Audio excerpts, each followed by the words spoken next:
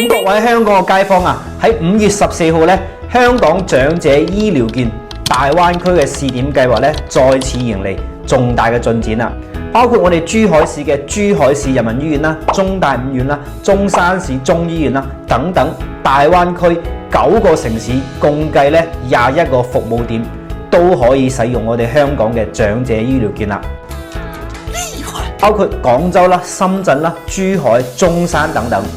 咁可以令到喺大灣區生活嘅香港街坊咧，享受到更加便捷嘅門診、護理醫療服務啦。咁我粗略睇咗一下，呢21個醫療服務點咧，大部分都係三甲醫院嚟嘅。咁三甲醫院大家清楚啦，無論係醫院規模、醫療設備、技術水平、醫療服務質量等等，都係當地最頂班嘅。咁譬如今次加入嘅中山市中醫院啦，就有2個國家級嘅臨床重點專科。咁以後啊，香港嘅長者朋友咧，可以翻嚟試一試我哋中國傳統嘅中醫療法，譬如針灸啦、推拿啦等等。咁除此之外咧，仲提供講粵語嘅人員提供到診嘅，真係非常之貼心啊！不過喺度要提醒大家係咧，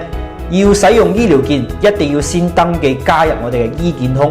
加入醫健通之後，長者咧可以隨時查閱我哋醫療券嘅餘額啦、使用記錄啦，同埋隨時可以瀏覽個人藥物記錄等等重要資料嘅。有唔明白嘅地方，或者大家想了解喺呢啲醫療服務點附近有咩筍盤推介嘅話，可以評論區留言或者係私信我。